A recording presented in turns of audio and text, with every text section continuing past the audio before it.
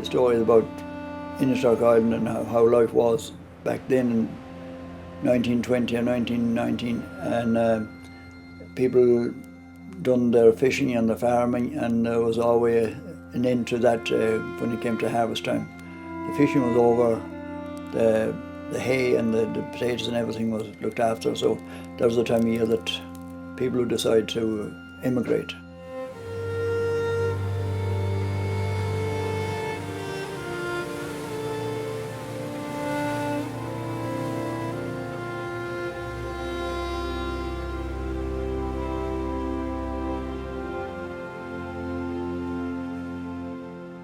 This story in particular, those two young men that was had all that done and decided they were going to take on an adventure for themselves. They were going to go to England, and they were going to do it in a way that probably wouldn't be the normal, but not unusual. People had done something similar, I'm sure, every other island around the coast and maybe villages, and they wouldn't be telling their parents that they were going, but they would always tell a good friend of theirs that they were leaving.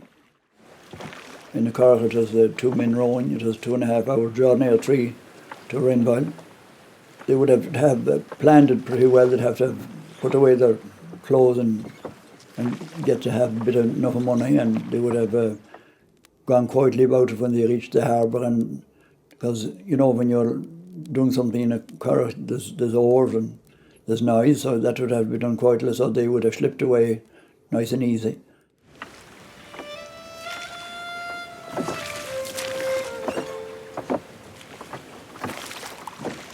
And on the way out, they would have, the two houses where they lived was very close together, 100 yards apart, so they would have seen a light left for them in the two homes, and I think that might have been a difficult time for them, and they went on anyway, and they got to the mainland, and they would have told their friend to pick up that car again some other time, and weeks later, and they were heading for the train in Westport. So at that time, to go around the road and to lean on was a big track, so they would decide to taking a trip across the Killaloe Harbour in a car, which would have been done in maybe 15 minutes. Somebody would have done it, let them across. They were then in Mayo, and they would have continued into Westport. They headed to Liverpool and they went to Newcastle. But one of the men in particular was an uncle of mine, and well, he's an uncle to a lot of people on this island, and Patrick O'Toole. He decided he wanted to continue a bit further to go to America, and he wrote home to his mother for his, to get him his birth certificate and all the rest. So she refused because she didn't ever want him to leave, because he was the oldest of the family. He was needed, as she would have thought, and she refused to send him what he wanted, and she was adamant that he was not going to America. But obviously he didn't take it too kindly, because he didn't write any more to them. So his friend returned home to Inishark, and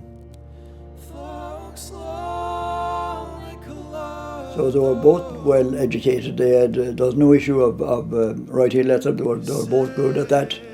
A lot of people that immigrated, and if they didn't report home, they couldn't write, and they'd have to get somebody else to write a letter for them. But there was no excuse there. This man in particular was well capable of writing, and why he didn't write, that is the mystery, you know. And it would have been lovely if he had wrote even once more and said, well, to hell with it, I'm going anyway. So, but he didn't do that, and 100 years on, we don't know what became of him. And there's a lot more people that left this island and in similar circumstances, but they didn't leave without telling. But when they went to work away in America, they didn't report anymore.